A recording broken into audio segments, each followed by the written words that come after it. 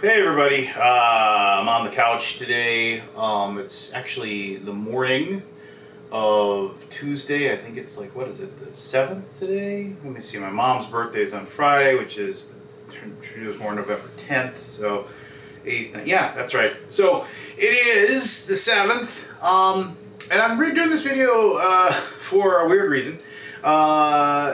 It's something that so when I did the Dragons Down review a little while ago, a few of you were like, oh, hey, thanks for doing a video again, I appreciate it. And that kind of, I don't know, that tickled something in the back of my brain that said, you know, maybe I should do a video a little more often. And people like seeing Ivan. So, you know, he's stretching out now. This is where he sleeps during the day because it's leather, it's a leather sofa, and it's cold. And so, you know, he's a Husky and he just likes being cold, and he likes scritches as well. But somewhere his brother, maybe Copper, will show up at some point. But anyway, this video is going to be about BGGCON, which I will be attending here, like basically a week from today. My plane leaves and I fly into Dallas. And BGGCON is not the very first convention I've ever been to. I mean, technically the first convention I've ever really attended was Con of the North, which is held in Minneapolis, St. Paul. And I don't really go to that one anymore. You know, maybe I'll talk about that in a video. It's nothing salacious or anything like that. It's just one of those things where I just don't attend it. I attended it many, many years in a row, but now I don't go to it. And then I started going to like Gen Con, and then I went to like Origins, and BGGCon was the last of the new conventions I attended before I worked in the industry. And the reason why is because like after meeting Scott Alden, the guy who owns BGG, and he's in charge of BGGCon. Well, technically a really awesome dude by the name of Jeff Anderson is in charge of BGGCon, which I'll talk about here in just a little bit. But anyway, after I became friends with Scott, I played a couple games with him. Like he invited me to BGGCon, and yeah, so it was like one of those things where it's like you know, cards on the table. I mean, he paid for my airplane flight, he paid for my hotel room. It was super nice of him to do that for me. And I went and I was like, wow, BGGCon is awesome. I want to go back every single year. And since then, I've just worked in the industry, so I've had a booth at BGGCon, and I would go to BGG and I would work and also just, you know, obviously enjoy it. So I actually took notes, and I apologize so I don't forget these things. Look how a real, hey, like the old David Letterman, real notes. Anyway, so these are my top 5 reasons why, if you are a board game person, if you are a board game aficionado or whatever, this is why, in my opinion, BGGCon is top 5 reasons why BGGCon for me is the best convention in the world, and why it might be the best convention in the world for you as well. Now, I will say, for starters, and this is actually like kind of an honorable mention of it, it is, in my opinion, for at least for me, and then this is because like I fly out of Fargo, North Dakota, and that is a straight trip from Fargo to Dallas Fort Worth. It is the easiest and least expensive travel if I'm going to someplace to do it. I mean, there is a direct flight. Literally, like, put my bags on, get off the plane, my bags are there, get an Uber, go to the hotel, ready to go type of situation. So, and it's like relatively inexpensive. Like the hotel room price that they negotiate with the hotel at Hyatt is very inexpensive. So another thing that's really awesome as well. So anyway, I'm getting ahead of myself here. That's kind of like an honorable mention thing. Now that's just for me, obviously, depending upon where you are in the world, it might be more expensive for you. So, top 5 reasons. So, for me, it's friends. Number 1 is friends. And this is probably not going to be the same for you unless you have people that are going to be there anyway or people you can convince to go. Last year was awesome. Like, 3 or 4 of the guys that are in my normal gaming group actually came to BGGCon. So, like, not only did I have, like, the people that I meet there, but also I had friends locally that I played board games with that came. And like I was able to play games with those as well. So, but friends, for the longest time, until PAX Unplugged showed up, this was like the last convention of the year. It was like the last big to-do, if you will. So, it was one of those things where everybody in the industry was like, this was the last big, we're done until next year and the next year plans. Because you had Thanksgiving coming up, and obviously we work and stuff like that, but we had Thanksgiving coming up, and then you have December, and like December is my birthday month, and also obviously Christmas. So there's a lot of stuff that's going on. But this was like the last kind of like, this is awesome. And the fact of the matter is that I personally, and I realize this is going to be a little bit of braggadocio or like name dropping, if you will, but Scott Alden is like one of my best friends, and that like happened.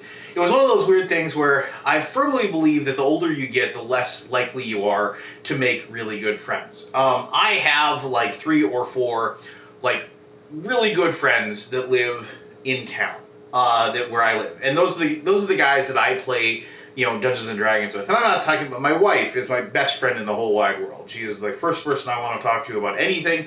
But like, if I'm not talking about my wife, I'm talking about like the people like in my board game group, in my D&D group, basically. Those are the like best friends that I have, that I spend the most time with, that I outside of my family.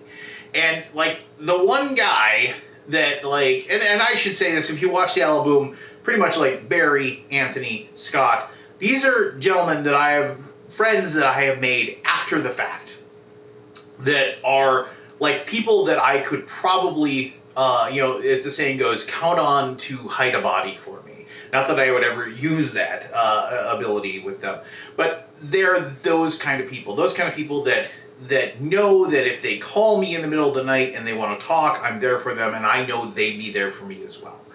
And I'm very lucky in that regard. And I'm lucky the fact that, like, one of the things that stinks about that is that I don't really get to see them all that often. But I get to see, this is a week, basically, like one day less than a week, but I mean Tuesday through Sunday, I get to hang out with my buddy Scott. And I really enjoy that. Scott has kind of, this is also a little bit braggadocio, so I apologize for that. Scott has his super secret room within the hotel that I get a key to, that I get to go in, and there's like snacks in there, and we play games in there, and it's like kind of like my hidey hole away from the rest of the world. And I really like that. I really like being able to just hang out with Scott and his enormously awesome wife, Michelle. And they're just 2 good people, and the world's a better place with them in it, and I'm a better person for being friends. And I realize I spend a lot of time talking about Scott. One of the cool things about Scott, let me tell you, and I'm not saying this to like, hopefully maybe he watches this, or Michelle watches this, so like maybe, but I'm not, and I've told him this personally, but one of the really awesome things about Scott is that I was walking around Gen Con. Technically I knew Scott from before, because BGG used to have this like rolling, real-time thing going on, which I wish they still have. I understand nobody really watched it, and except for like me and like a handful of other people. But they used to have this thing like whenever anything got changed on BGGCon, there would be a thing that would pop up. Like it would say, a new review has been added to Catan, or 4 new images have been added to Descent, Journeys of the Dark, things like that. It would just like boop, boop, boop, boop. And obviously now, with the millions of hits and things like that happen, there's like literally, like it would be probably going like that, right? It'd just be like going crazy. But I remember, like, you could go in there and watch it, and then there would be other people who would be watching it live, and people would chat, and people would be like, hey, this is really cool, or that's really cool, or that's like. So like my first ever interaction with Scott was doing that, where I was just like, I was sitting there, and this thing was going by, and I was like, this is cool. And all of a sudden it said Scott Alden, or Aldi, has joined, I thought either one of the two, has joined the chat. And I was like, holy cow, I was like, the man, like literally like the guy who ran BGG, like this website that just like took all of my life, right? And I just sat there and I was like, holy crap, Scott's here. And he was just like, hey, how's it going? And I was like, I said, hey, thanks for your awesome website.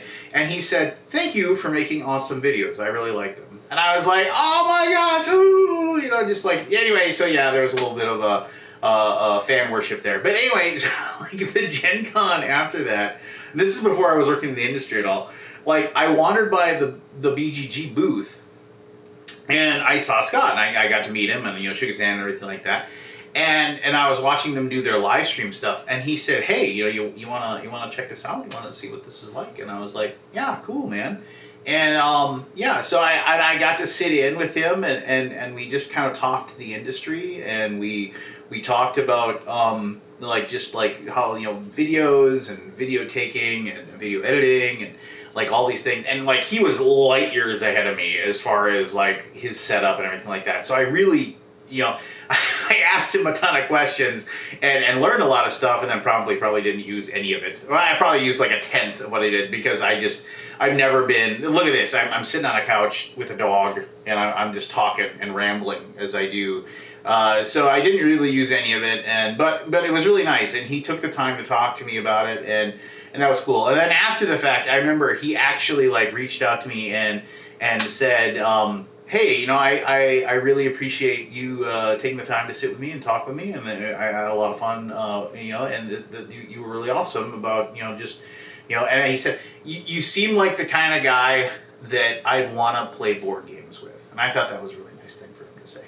Anyway, so after that, obviously, we just became friends, we hung out, we played board games, now he's on the weekly show. And yeah, I mean, he's just like one of those guys that's just an awesome dude, and the world's a better place with him. And I just see that my second dog just came over, but he's gonna go lay it on that side. He'll come over eventually. All right, so that's it, friends. Like for me, I get to see all these industry friends. I get to see like some of my best friends I've made in my life, and it's a lot of fun to see those people. So number 2, and this is a little self-serving, but the food. So the hotel itself, it's a hotel, so it doesn't have great food. I mean, it's okay, it's fine, but it's not great. It's hotel food, and you're not gonna have a really good a plentiful fare, if you will, there.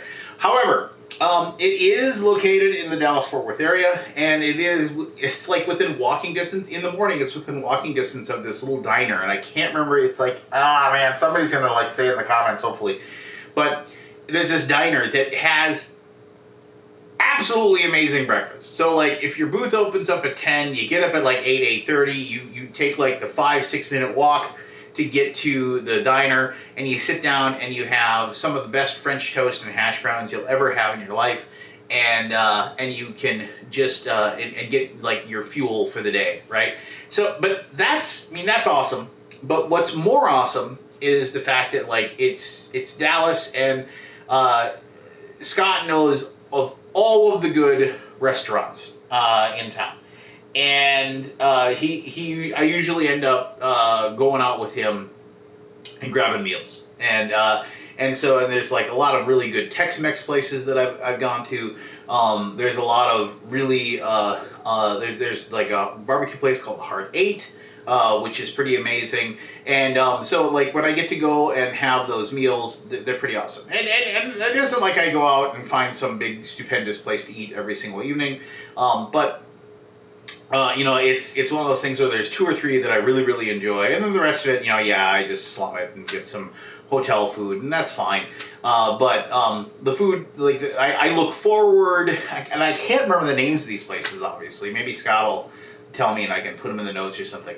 But I mean, Hard 8 is the one I remember because that's one we always go to, which is this place, if you can Google it, but it's like this place where you literally you walk through this like kind of thing, and you tell them, yeah, give me like half a pound of brisket, give me a giant baked potato, give me like the pork chop. Oh man, their pork. I mean, I'm not a real pork chop guy, but man, their pork chop there is just absolutely amazing. And they're always like, "Do you want it dipped in butter?" Yeah, I want it dipped in the butter. Yeah, because that's what makes it taste amazing. And so, oh, little cats here. Anyway, so it's just one of those things where it's really enjoyable as far as the food goes. Heart 8 is just pretty amazing, and I try to make sure I go there once. Anyway, I'm all over the place here. Let's just say the food and obviously that kind of ties into the friends as well, because the fact that I get to not only have friends, but the friends come with for the food as well, and so we get to continue on that.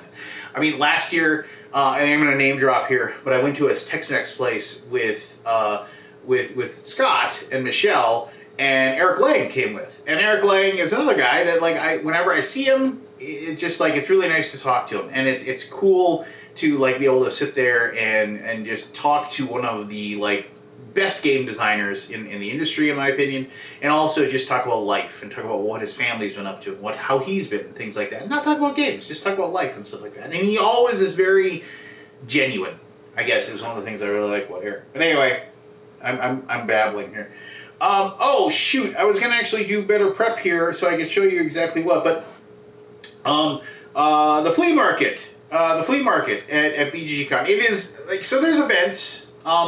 There's a few events that I always try to make sure I take part in. I take part in the poker tournament, which is just kind of doesn't cost any money. You just go there and you just play. Best I've ever done is top 25. It's a 500 person. Just your luck runs out, your cards run out, that kind of thing. Which is fine. It's not that big of a deal. But I do like playing in the card tournament. One of the things that I used to do. And I never did well in it, but I used to do the spinning tops tournament, which I did and never did well in that either. But I mean, I did it a few years, and it's a lot of fun. It's pretty enjoyable as far as that goes.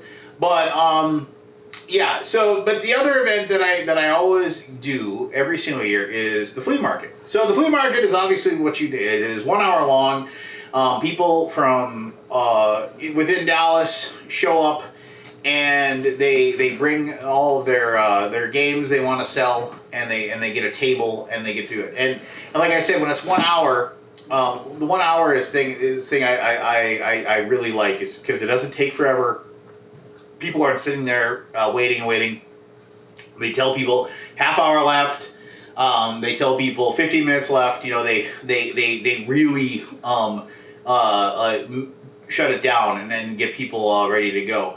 It's one of those things where people get in line for it really, really, really early. I used to. I just don't anymore. I mean, because if I get in there really, really early, that means I'm going to spend more money, and I don't need to spend a lot of money. But usually what happens is I usually find 1 or 2 Grail games every year. And I'm running out of Grail games. I am running out of things that I want. There's basically one Grail game that I'm trying to track down a copy, and that's Master Thieves. And you just don't worry about it, just Google it. It's a game that was highly overproduced for its time, and it's just one of those things where I'm still looking for it. I mean, the reason why I'm down to 1 is last year, and they're over on the table there, and I feel weird about going to grab them here. Maybe I'll go grab them. Hold on a second. Ugh.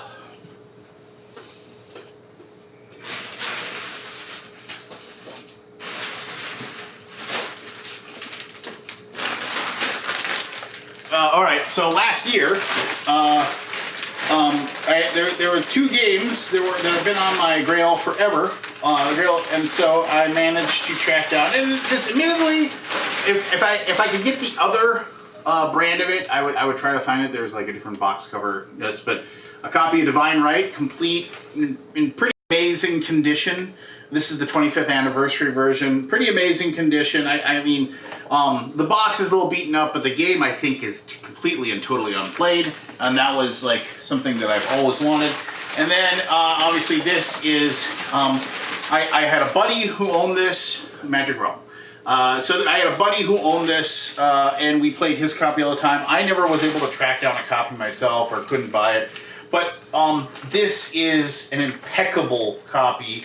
And I can't really show it to you because I'm not going to dig out everything. The boxes, again, a little beaten up, but if I could open it up, you'd see, like, it's unpunched. The game is unpunched. And it is still unpunched because I'm weird, and I won't punch it because, I don't know, I'm weird. But I've always wanted to own a copy of Magic Realm, and I do now. And I always want to own a copy of Divine Right, and I do now. And I was able to get those for what they're worth. You know, I mean, it isn't a situation where people don't go there not knowing what their games are worth. And there is a couple of things. It used to be way better. The flea market used to be more insane and way better back in the day. Because it was a lot of that. It was a lot of old cardboard that have been sitting on shelves. And that's just not what it is anymore. What it is now is it is mostly people who have realized, oh my gosh, in the last 6-7 years, I have bought way too many games and I'm never going to play them. And they're all trying to sell them. And they end up being in two different families. Either A, they know what it's worth, but they just want to get rid of it. And so they have $60, $80 games and they're saying 25 bucks, 20 bucks, trying to sell them, trying to get somebody to buy it. And then there's people that are like, well, the MSRP on this was 60 bucks. You know, it's like, and you can buy it online for 40. So I'm going to sell it for $35 or $40 even. And because it's still in shrink.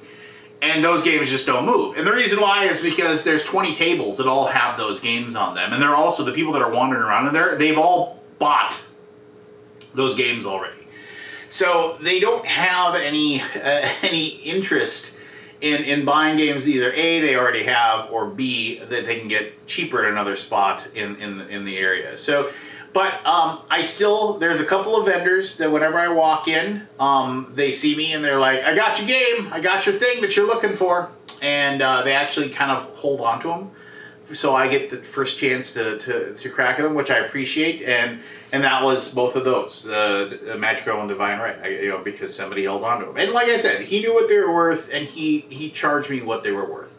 And that was fine. I was happy to pay it, and because it was just one of those things where it's like, and I bring money just to spend at the flea market, which I enjoy doing.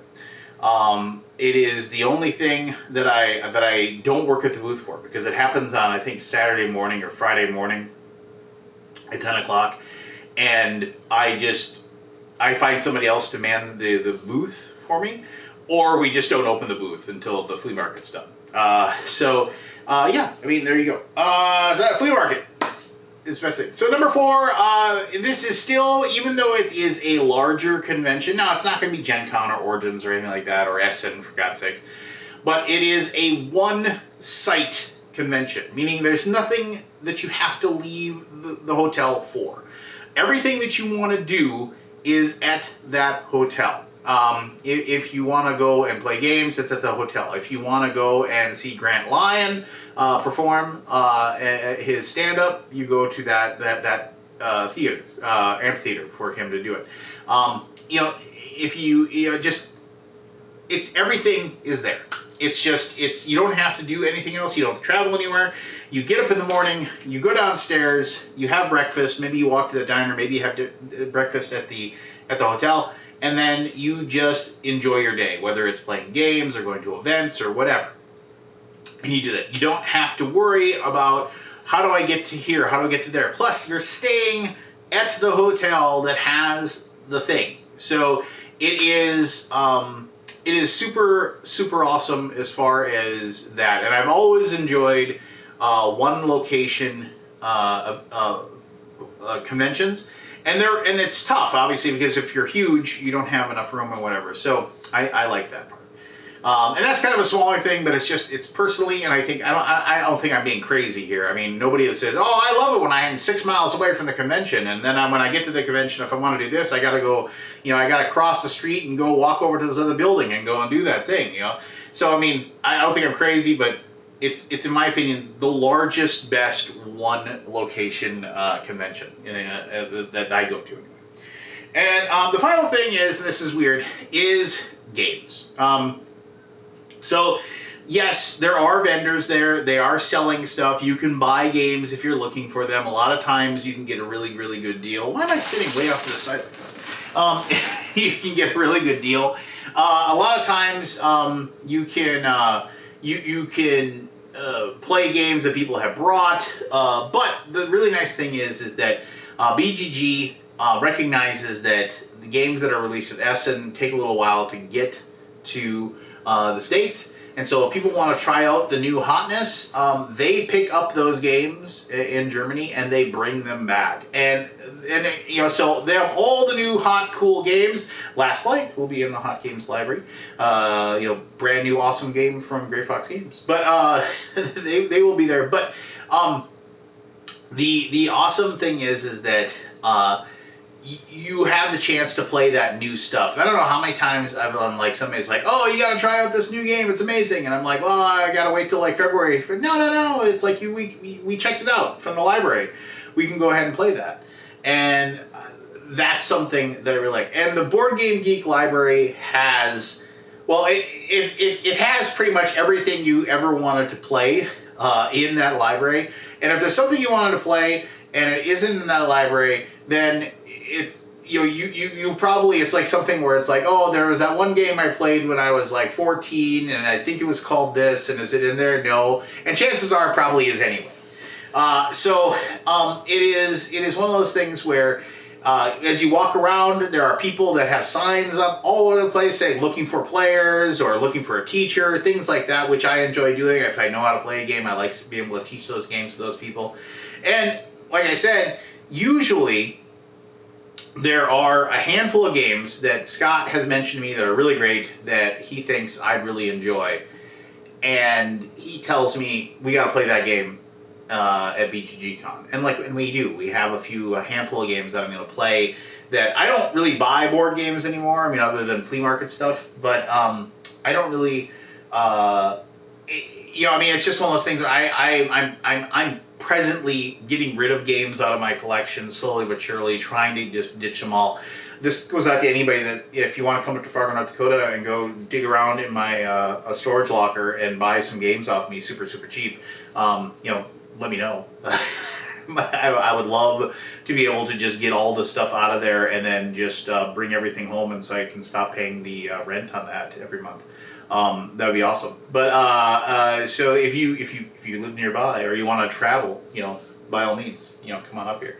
But I'm not giving them away. I know, but I mean, they're cheap, super cheap, so I can just get rid of them. But yeah, I don't really buy games that much, but I do like playing games. And so this gives me the chance to sit down and play games that normally what I would have done is I would have gone to a convention, paid a premium price. I mean, I like how you say premium price. I pay the MSRP for those games, get them on my shelf where they would remain in shrink for years as I waited for a chance to play. But here I am, I'm trapped at this convention. What are you going to do? I'm going to play games, and now I get to play some of those. And then I can say, when somebody says, hey, have you played Nucleum? I can say, yeah, I played Nucleum. It was fun. I probably will never play it again, so I don't need to go and buy it. But I can at least say I played the game, and I can at least say, hey, that was kind of cool, and we'll go from there. So there you go. Those are my top 5 reasons why I think if you are a board gamer, you really need to go to BGGCON. I realize telling you this a week before the convention, and a convention that's completely sold out and what have you, that is a little bit tough and kind of like in a weird way, kind of mean-spirited, like, oh, I bet you wish you could have gone, But yeah, I mean, just it's a great convention run by great folks. And I didn't even talk about Jeff Anderson. I apologize. So Jeff Anderson is the guy who runs BGGCon, and he isn't the only person. Obviously, there's that's the guy. Laney is a super. I mean, all the people that Scott employs at Board Game Geek. They're all awesome. I have yet to meet a single one that hasn't been completely and totally cool. But the people that run BGGCon, they are some of the most quality, kindest, nicest people you will ever meet, which makes sense because obviously Scott wouldn't employ them if they weren't.